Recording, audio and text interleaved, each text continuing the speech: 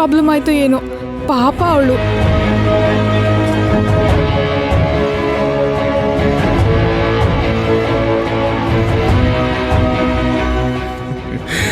ಬಹುಶಃ ನಿನ್ಗಿರಷ್ಟು ಟೆನ್ಷನ್ ಅವಳಿಗಿಲ್ಲ ಅನ್ಸುತ್ತೆ. 1 ಅವರಿಂದ ನಿನ್ ಮುಖ ನೋಡಕ್ಕಾಗ್ತಿಲ್ಲ. ಚಿಲ್. ಡೈಲಿ ಅವಳು ಅಜ್ಜಿ ನೋಡ್ಕೊಳಕ್ ಬರ್ತಾಳೆ. ಬೆಳಿಗ್ಗೆಯಿಂದ ಸಂಜೆವರೆಗೂ ನನ್ ಜೊತೆನೆ ಇರ್ತಾಳೆ. ನಾನ್ ಅವಳನ್ನ ಚೆನ್ನಾಗಿ ಅರ್ಥ ಮಾಡ್ಕೊಂಡಿದೀನಿ. ಅರ್ಜೆಂಟ್ ಅಲ್ಲಿ ಏನೋ ಪ್ರಾಬ್ಲಮ್ ಆಯ್ತು ಅಂತ ಹೊರಟೇ ಹೋದ್ಲು ಕಣೋ, ಪಾಪ ಅಲ್ವಾ. ನೋಡು, ಮನೆ ಅಂದ್ಮೇಲೆ ಸಮಸ್ಯೆಗಳು ಹೋಗಿ ಬರ್ತಾ ಇರುತ್ತೆ ಗೆಸ್ಟ್ಗಳ ತರ. ಅದಕ್ಕೆಲ್ಲ ನೀನ್ ಟೆನ್ಷನ್ ಮಾಡ್ಕೋಬೇಡ. ಆದ್ರೆ ನೇತ್ರ ಅಂತವಳಿಗೆ ಯಾವ ಸಮಸ್ಯೆನೂ ಬರಬಾರ್ದು. ಶಿ ಇಸ್ ವೆರಿ ಇನ್ನೋಸೆಂಟ್ ಕಣೋ.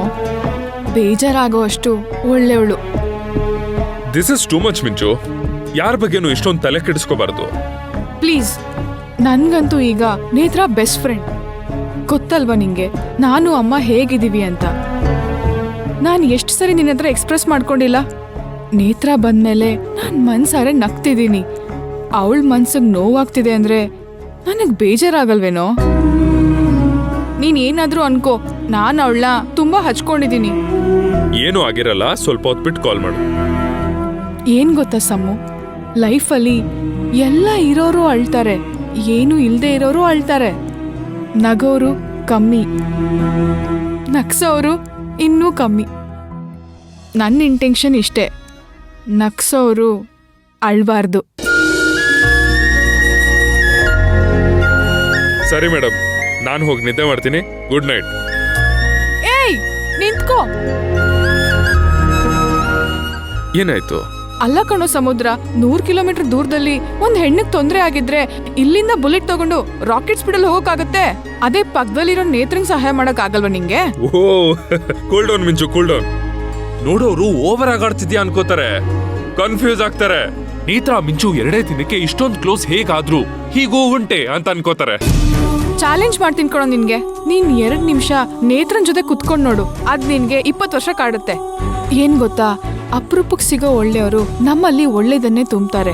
ಅವ್ರ ಮನ್ಸಿಗೆ ನೋವಾದ್ರೆ ಆಗ ನಮ್ಗೂ ನೋವಾಗತ್ತೆ ಕಣೋ. ದೇವ್ರೆ, ನೇತ್ರಾವತಿಗೆ ಏನೇ ತೊಂದರೆ ಆಗಿದ್ರು ಅದ್ ಬೇಗ ಸಾಲ್ವ್ ಆಗೋ ಹಾಗೆ ಮಾಡಪ್ಪ. ಅಬ್ಬಬ್ಬಾ, ಎಷ್ಟು ಒಳ್ಳೆಯವಳು ನೀನು.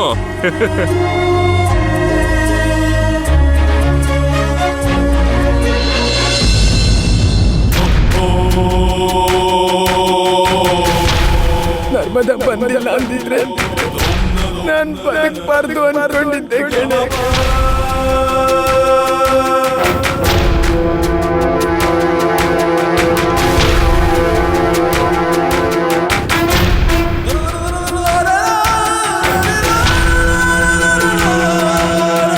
ಇನ್ನು ಏನೇನ್ ಕಾದಿದ್ಯೋ ನಮ್ಗೆ. ನರ್ಮದ ಬೇರೆ ತುಳಸಿ ಕಟ್ಟೆಯಿಂದ ಹೂನೆಲ್ಲ ಕಿತ್ತು ಬಿಸಾಕಿದಳು. ದೇವ್ರು ಸುಮ್ಮನೆ ಬಿಡ್ತಾನ ನಮ್ನ?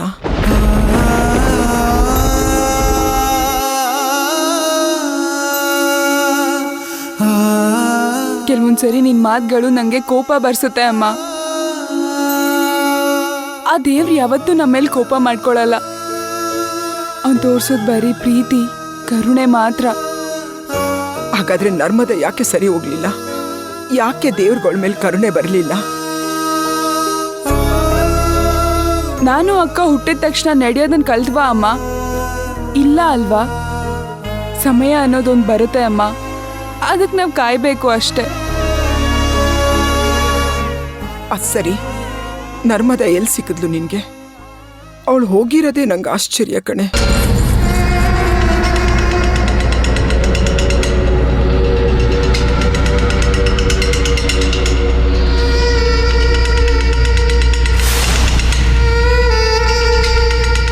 ಇಲ್ಲ, ನಾನು ನಿನ್ಗೇನೂ ಹೇಳಲ್ಲ. ನೀನು ಸುಮ್ಮನೆ ಚಿಂತೆ ಮಾಡ್ತೀಯ, ಗಾಬರಿ ಆಗ್ತೀಯ ಅಮ್ಮ. ಇಲ್ಲಮ್ಮ, ನಿನ್ನ ಮನ್ಸಿಗೆ ನೋವಾಗೋ ಕೆಲಸ ನಾನು ಏನೂ ಮಾಡಲ್ಲ. ಎಲ್ಲಿ ಸಿಕ್ಕಿದ್ಲು ಅವಳು ನಿನಗೆ? ನಾಗದೇವ್ರ ಬಂದಲ್ಲಿ ಒಂದು ಬಾವಿ ಇದೆಯಲ್ವಾ, ಆ ಬಾವಿ ಕಟ್ಟೆ ಮೇಲೆ ನಿಂತಿದ್ಲು ಅಮ್ಮ.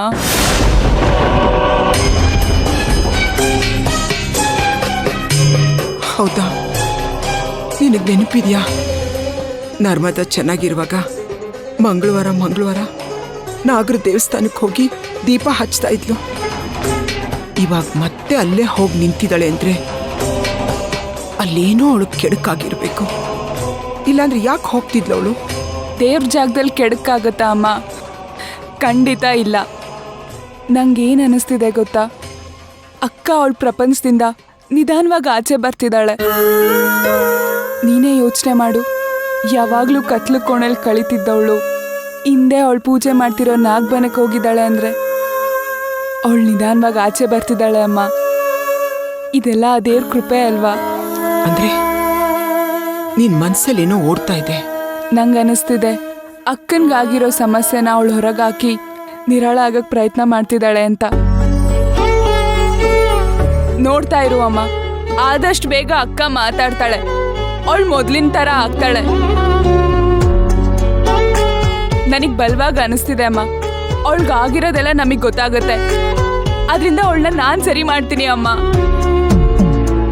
ಆದಷ್ಟು ಬೇಗ ಅಕ್ಕ ಸರಿ ಹೋಗ್ತಾಳೆ.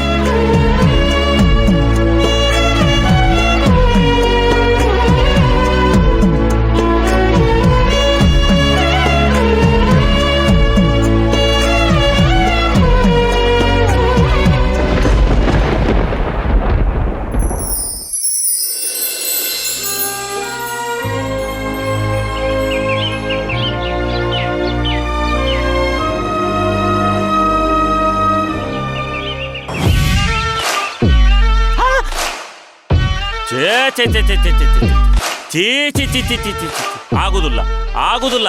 ನನ್ನ ಕಣ್ಣಿಂದ ಇದನ್ನ ನೋಡ್ಲಿಕ್ಕೆ ಆಗುದಿಲ್ಲ. ಅತ್ತೆಯವ್ರ, ನೀವೇನಾರೇ ನನ್ನ ನಿಮ್ಮ ಮನಿ ಅಳಿಯ ಅಂತ ಮಾಡ್ಕೊಂಡ್ಬಿಟ್ರ, ನೆಲ ಒರೆಸ್ಲಿಕ್ಕೊಂದಾಳು, ಬಾಂಡೆ ತೊಳಿಲಿಕ್ಕೊಂದಾಳು, ಅರಿವಿ ತೊಳಿಲಿಕ್ಕೊಂದಾಳು, ಕಾಲ್ ತೊಳಸ್ಲಿಕ್ಕೊಂದಾಳು, ಕೈ ತೊಳಸ್ಲಿಕ್ಕೊಂದಾಳು. ಇಷ್ಟ ಅಲ್ರಿ, ನೀವು ನನ್ನ ನೇತ್ರ ಹೊರಗೆ ತಿರ್ಗಾಡ್ಲಿಕ್ಕೆ ಹೋಗ್ತಿರಲ್ಲ, ಅವಾಗ ನಿಮ್ಮ ಮಾರಿ ಮೇಲೆ ಧೂಳು ಏನಾದ್ರು ಆಗಿತ್ತಂದ್ರ ಮಾರಿ ತೊಳಿಲಿಕ್ಕೊಂದು ಆಳಿಡ್ತೀನ್ರಿ. ಅಲ್ಲೇ ಅತ್ತಿಯವ್ರ, ನಿಮ್ಮ ಮನೆಗೆ ನಾ ಇಷ್ಟು ಸಲ ಬಂದ್ರು ನಿಮ್ಮನ್ನ ಗಮನಿಸೇ ಇಲ್ಲ ನೋಡ್ರಿ. ಎಲ್ಲರಿಗೂ ವಯಸ್ಸಾಗ್ತಿದ್ದಂಗ ಅವ್ರು ಮಾರಿ ಮೇಲಿನ ಕಳಿ ಹೋಗಿರ್ತೈತ್ರಿ. ಆದ್ರೆ ನಿಮಗ ವಯಸ್ಸಾಗ್ತಿದ್ದಂಗ ಮಾರಿ ಮೇಲಿನ ಕಳಿ ವಾಪಸ್ ಬರ್ಲಿಕ್ಕತ್ತದ್ರಿ. ನಿಮ್ಮ ನೋಡಿ ನನಗ ನಾಚಿಕೆ ಆಗಕತ್ತೈತಿ. ದಾನಪ್ಪನವ್ರೆ, ನಿಮ್ಗಿನ್ನೂ ಬಾಡಿಗೆ ಕೊಡಕ್ 15 ದಿನ ಇದೆ. ನನಗೂ ವಯಸ್ಸಿಗೆ ಬಂದಿರೋ ಹೆಣ್ಮಕ್ಳಿದ್ದಾರೆ. ನೀವ್ ಅವಾಗ ಈ ರೀತಿ ಬರ್ತಾ ಇದ್ರೆ ಅಕ್ಕಪಕ್ಕದವ್ರು ನಮ್ಮನ್ನ ನೋಡಿ ಏನ್ ಅನ್ಕೊಳಲ್ಲ? ಅತ್ತಿಯವ್ರ, ನಾ ಇಲ್ಲಿ ಓನರ್ ಆಗಿ ಬಂದಿಲ್ರಿ, ನಿಮ್ ಮನಿ ಅಳಿಯ ಆಗಿ ಬಂದೀನಿ. ದಾನಪ್ಪವ್ರೆ, ನಿಮ್ ಕೈ ಮುಗಿತೀನಿ, ದಯವಿಟ್ಟು ಹೊರಟೋಗಿ. ನಮ್ದು ಮರ್ಯಾದಸ್ತ್ರ ಮನೆ.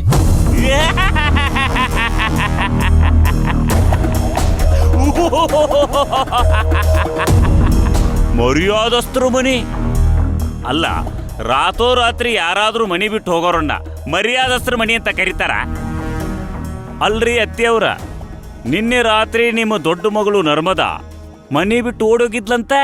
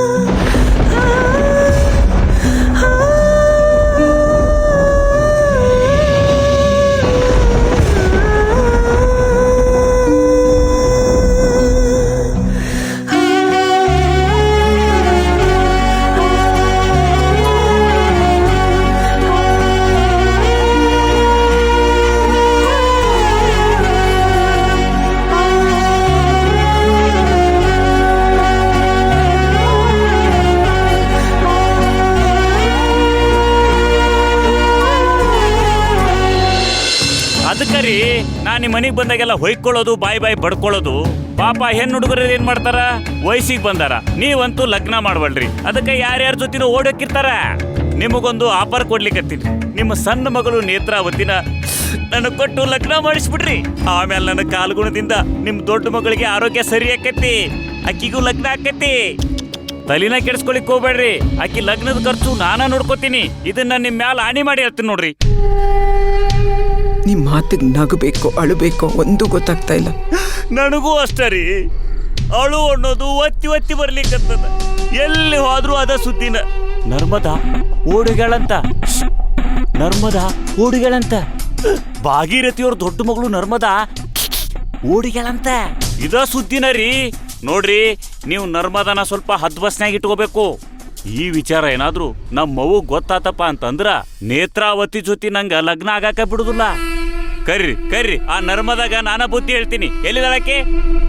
ದಾನಪ್ಪ, ನಿಮ್ಮಮ್ಮನೂ ನಿಂತಾರನೇನಾ?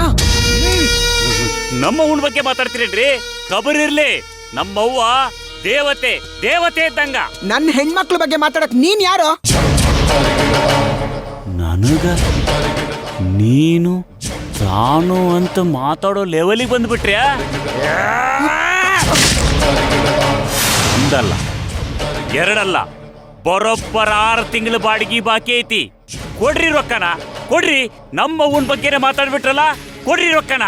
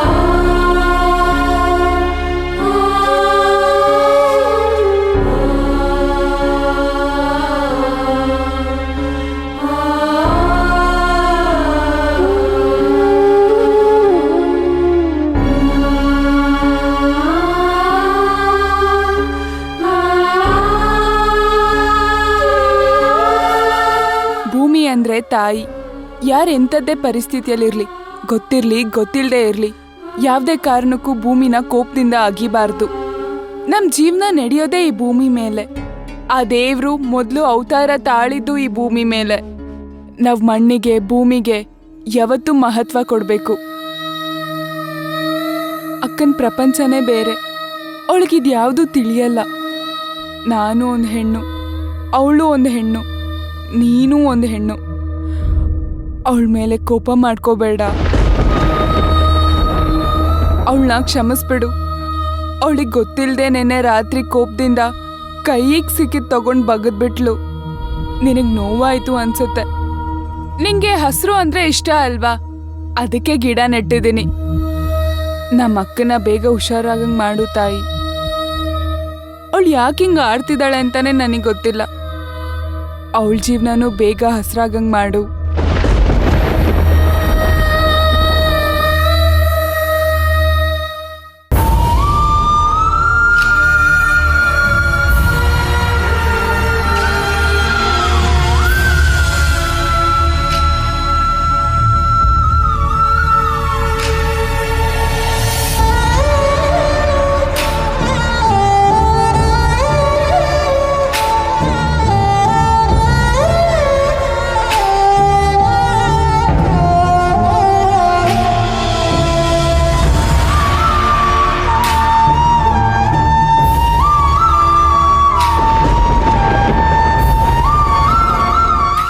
ಕಾಲಿಗೆ ಬೀಳ್ತೀನಿ ಅಕ್ಕ, ದಯವಿಟ್ಟು ಮನೆಗೆ ಹೋಗೋಣ ಬಾ.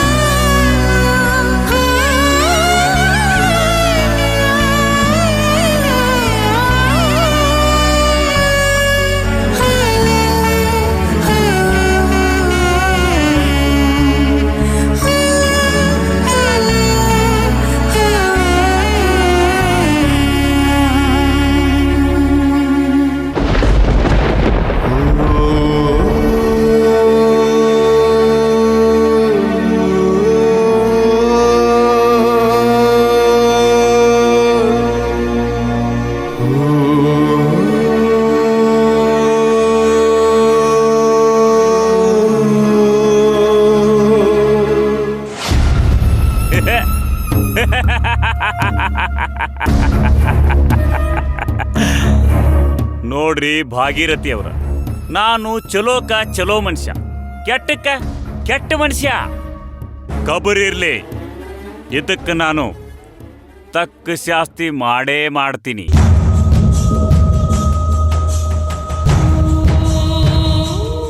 ಕೋಪ ಮಾಡ್ಕೋಬೇಡಿ ತಾನಪ್ಪ ಅವರೇ, ನಿಮ್ಮಮ್ಮ ಒಳ್ಳೆಯವರೇ ಇರ್ಬೋದು. ನನ್ನ ಮಕ್ಕಳ ಬಗ್ಗೆ ಹೇಳಿದ್ರಲ್ಲ ಅಂತ ಕೋಪ ಬಂತು. ನೇತ್ರ ನರ್ಮದ ಇಬ್ರು ದೇವ್ರ ಪ್ರಸಾದ ಇದ್ದಂಗೆ. ಅಗದಿ ಅಗದಿ ಅಂದ್ರೆ ಅಗದಿ ಚಲೋ ಆತ್ರಿ. ನಾನು ಮಹಾನ್ ದೈವ ಭಕ್ತ. ಪ್ರಸಾದ ಅಂದ್ರ ನಂಗೆ ಭಾಳ ಇಷ್ಟ ರೀ. ಅದು ಸಿಹಿಯಾದ ಪ್ರಸಾದ ಅಂದ್ರ ಅಗದಿ ಇಷ್ಟ ರೀ. ಹೇಳ್ರಿ, ಆ ಪ್ರಸಾದ ಸಿಗ್ಬೇಕಂದ್ರ ಏನು ಮಾಡ್ಬೇಕು ಹೇಳ್ರಿ? ಉರುಳು ಸೇವೆ ಮಾಡ್ಬೇಕಾ? ದೀರ್ಘದಂಡ ನಮಸ್ಕಾರ ಹಾಕ್ಬೇಕಾ? ಹೇಳ್ರಿ, ಈಗಲೇ ಇಲ್ಲೇ ಹಾಕಿ ಮುಗಿಸ್ಬಿಡ್ತೀನ್ರಿ. ನನ್ನ ತಾಯಿ ಬಗ್ಗೆನ ಮಾತಾಡಿದ್ರಲ್ಲ, ನೋಡ್ತೀರಿ ಇನ್ನು ಸ್ವಲ್ಪ ದಿನದೊಳಗ ನಿಮ್ಮ ಇಬ್ಬರು ಮಕ್ಕಳೊಳಗ ಒಬ್ಬಕಿ ತಾಯಿಯ ಕಳ. ಬರ್ತೀನಿ ಭಾಗೀರಥಿ ಅವರೇ.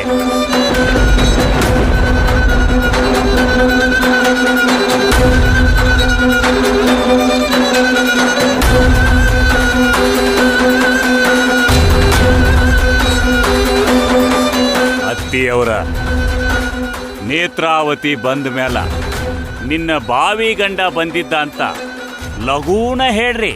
ಹಾ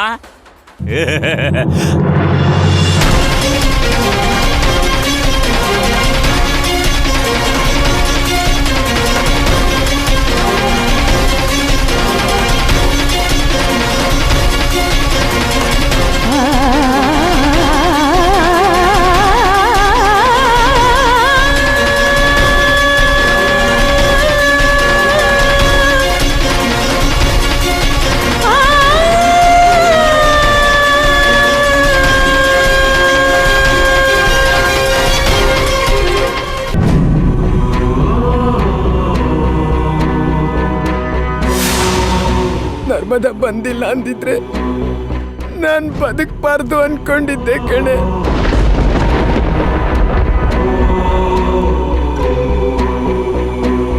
ನೇತ್ರಾವತಿ ಅವರೇ,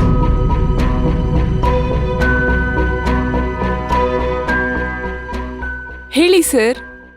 ಮನೆ ಕಡೆ ಸಮಸ್ಯೆಗಳು ತುಂಬಾ ಗಂಭೀರವಾದದ್ದ? ಹಾಗೇನೂ ಇಲ್ಲ. ಏನಾದ್ರೂ ಇದ್ರೆ ಹೇಳಿ ಆಯ್ತಾ? ಮಂಜುನಾಥ್ ಸ್ವಾಮಿ ಎಲ್ಲದಕ್ಕೂ ಪರಿಹಾರ ಇಟ್ಟ ಸಮಸ್ಯೆಗಳನ್ನ ಕೊಡೋದು ಸರ್. ಹಾಗಾಗಿ ಸಮಸ್ಯೆಗಳಿದೆ ಅಂತ ಅನ್ಸದೇ ಇಲ್ಲ. ಯಾವುದೇ ಸಮಸ್ಯೆ ಇರಲಿ, ನಾವು ಗಟ್ಟಿಯಾಗಿ ನಿರ್ಧಾರ ತಗೊಂಡ್ರೆ ಹೇಳ್ದೆ ಕೇಳ್ದೆ ಸಮಸ್ಯೆಗಳು ಮಾಯವಾಗುತ್ತೆ.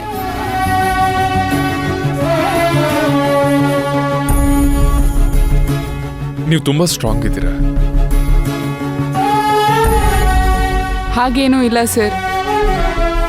ಬೇರೆ ದಾರಿಗಳಿಲ್ದಾಗ ಮನುಷ್ಯ ಸ್ಟ್ರಾಂಗ್ ಆಗ್ತಾನೆ, ಹಾಗೆ ವೀಕ್ ಕೂಡ ಆಗ್ತಾನೆ. ಇವೆರಡು ಮನುಷ್ಯ ಹೇಗೆ ಯೋಚನೆ ಮಾಡ್ತಾನೆ ಅನ್ನೋದ್ರ ಮೇಲೆ ನಿಂತಿದೆ. ಅಮ್ಮ ಆದವಳು ಮಡ್ಲಲ್ಲಿ ಮಲಗಿಸ್ಕೊಂಡು ಪ್ರೀತಿ ಪ್ರಪಂಚ ತೋರಿಸ್ತಾಳೆ. ಅಪ್ಪ ಹೆಗ್ಲ ಮೇಲೆ ಕೂರಿಸ್ಕೊಂಡು ಜಗತ್ತಿನ ಜಾತ್ರೆನೇ ತೋರಿಸ್ತಾರೆ. ಇವೆರಡ್ರ ಮಧ್ಯೆ ನಾವು ಕಳ್ದೋಗ್ಬಾರ್ದು, ಅನುಭವಿಸ್ಬೇಕು. ಆಗ್ಲೇ ನಮ್ಮ ಜೀವನದಲ್ಲಿ ಗಟ್ಟಿಯಾಗಿ ನಿರ್ಧಾರ ತಗೊಳಕ್ ಸಾಧ್ಯ. ನಿಜ. ಸರಿ ಸರ್, ಟೈಮ್ ಆಯ್ತು. ನನ್ನ ಅಜ್ಜಿಗೆ ತಿಂಡಿ ಕೊಟ್ಟು ಮಾತ್ರೆ ಕೊಡ್ಬೇಕು. ಬರ್ತೀನಿ. ನಿನ್ನೆ ನೀವು ಸಮಸ್ಯೆ ಅಂತ ಹೇಳಿ ಹೊರಟ್ಬಿಟ್ರಲ್ಲ, ಇವತ್ತು ಬರಲ್ವೇನೋ ಅನ್ಕೊಂಡು ಅಜ್ಜಿಗೆ ನಾನೇ ತಿಂಡಿ ಮತ್ತೆ ಮಾತ್ರೆ ಕೊಟ್ಟಿದ್ದೆ. ಹೌದಾ? Thank you sir. ಥ್ಯಾಂಕ್ಸ್. ಯಾಕೆ? ನನ್ನ ಕೆಲಸನ ನೀವು ಮಾಡಿದ್ರಲ್ವಾ, ಅದಕ್ಕೆ. ಇದ್ರಲ್ಲಿ ಕೆಲಸ ಏನ್ ಬಂತು? ಅವ್ರು ನಮ್ಮ ಅಜ್ಜಿನೇ, ಅವ್ರನ್ನ ನೋಡ್ಕೊಳ್ಳೋದು ನನ್ನ ಕರ್ತವ್ಯ. ಅಜ್ಜಿಗೇನಾದ್ರೂ ಬೇಕಾ ಅಂತ ನೋಡ್ಕೊಳ್ಳಿ.